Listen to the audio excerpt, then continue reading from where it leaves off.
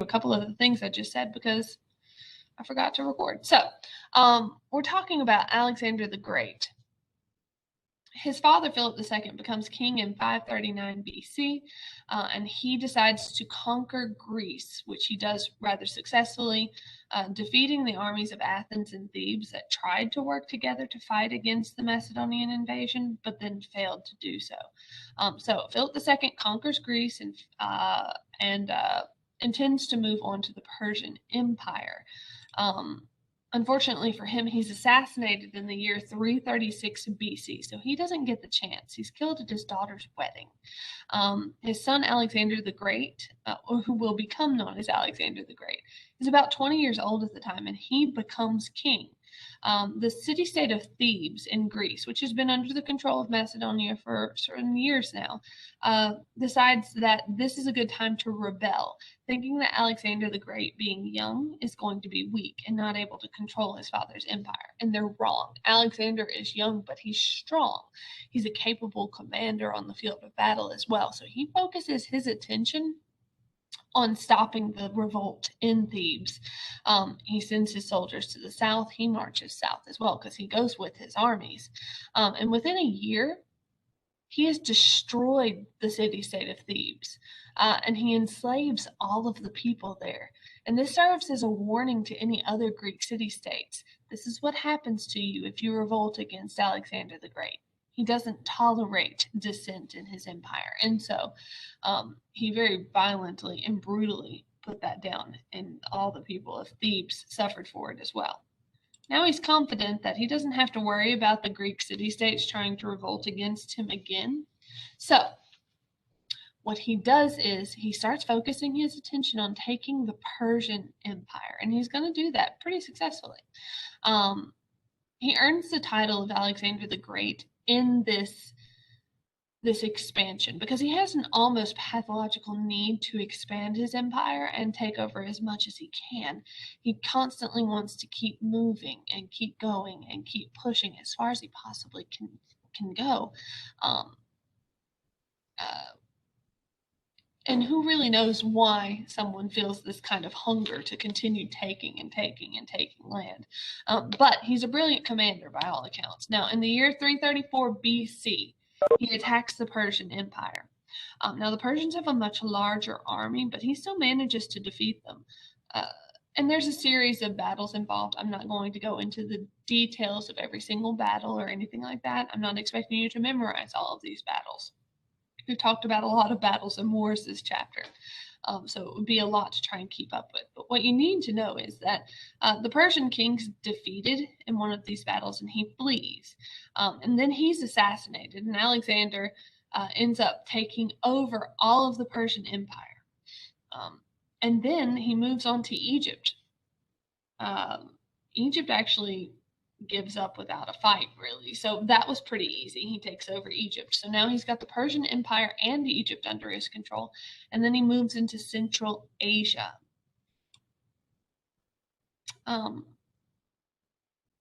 He keeps going, expanding the empire through Central Asia. And then in 327 BC, now keep in mind, his troops have been away from home for several years now, and they're starting to get tired.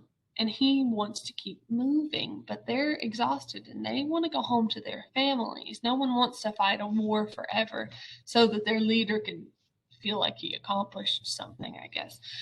So in 327 BC, Alexander the Great and his armies cross the Indus River, and they conquered territories in that region. However, he wants to keep going. He's always looking to the horizon. So his soldiers refuse to go any further. They put their feet down and they say, no, we aren't going to keep marching further and further away from home. It's going to take us forever to get back to Macedonia and Greece as it is. So, highly disappointed, Alexander the Great and his soldiers march home in the year 325 BC. They leave India in 325 BC. But Alexander the Great never actually makes it back to Greece. He's actually going to die very young at the age of 32. While he's visiting a city, the city of Babylon in the year 323 BC. Obviously, guys, like I said, it takes a long time for a marching army to get that far and then to get back. So, like 2 years after they start heading home, he's in the city of Babylon and he dies. He becomes very ill, uh, and they return his body to Egypt in a gold coffin where he's buried. Now, here's the thing: your textbook says that Alexander the Great died of malaria, and that's because your textbook's trying to keep things as simple as possible because, I don't know, it underestimates your intelligence or whatever. However, other people say Alexander the Great's poisoned or assassinated by rivals. Some people say that he basically dies of a broken heart because he can't continue his expansion. That's probably made up, but maybe there's something to that. Maybe it weakened him somewhat or messed with his mental health. I don't know. But there is one theory that I thought was really, really interesting, and I wanted to share it with you guys. So he does die mysteriously at the age of 32, and it might be for a reason that we never even considered before.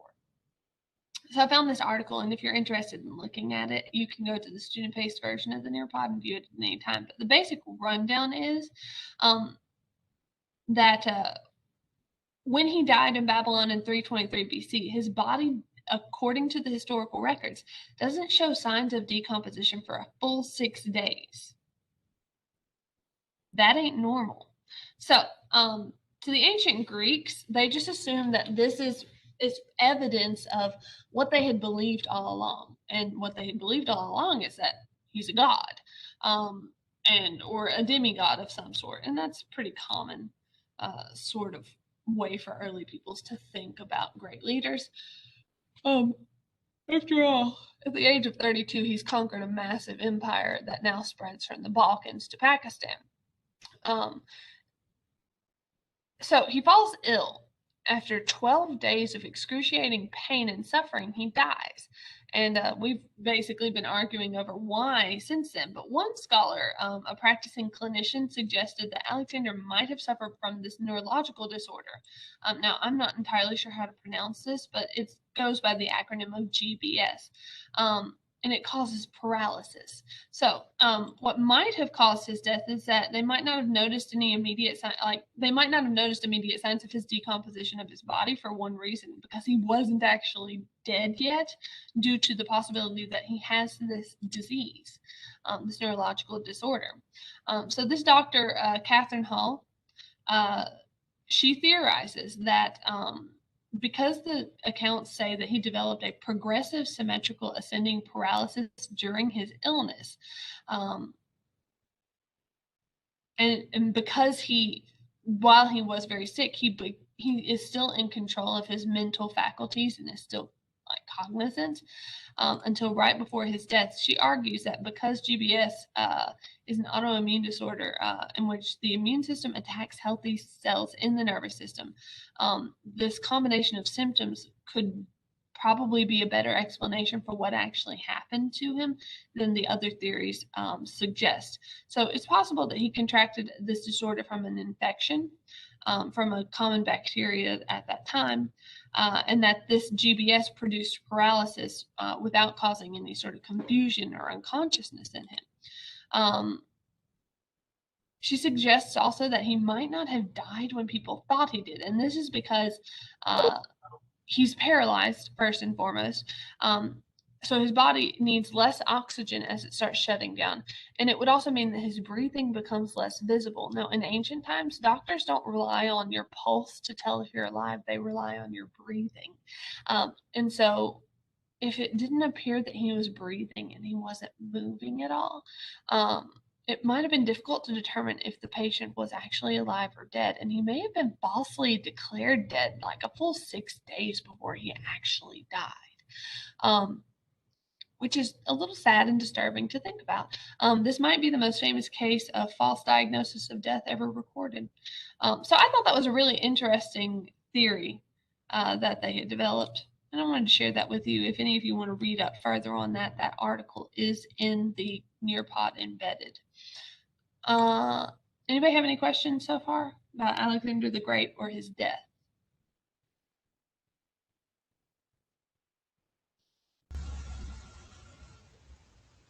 Okay, so Couple of things that you need to make a note of. Alexander does create the largest empire the world had ever seen at that time.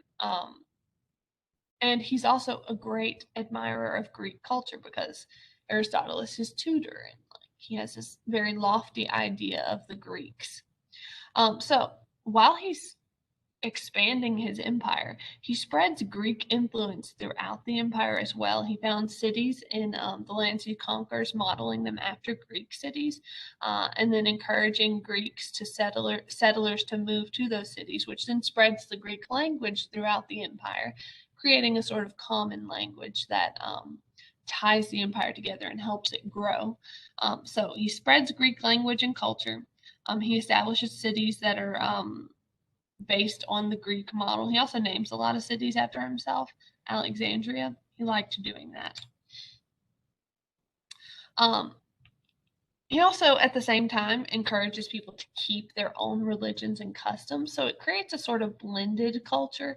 It's not that he goes to the Persian Empire or Egypt and forces them to become or behave as though they are Greek.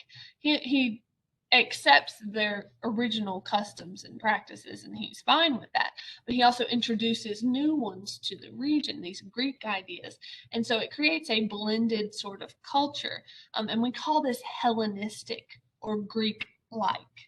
And that's why we talk about it in this Greek world chapter, because it is Greek influence on other parts of the world. And so Greek culture ends up being spread throughout Alexander's Macedonian Empire.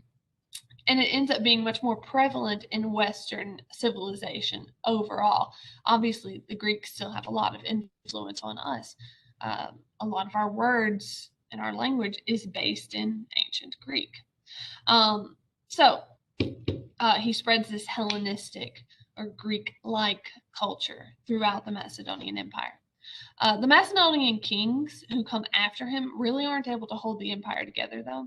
It ends up splitting into three separate smaller empires: Macedonia, Syria, and Egypt. They're all Hellenistic, they're all Greek-like, and eventually they end up falling to Rome, which is going to be the next chapter we talk about, is the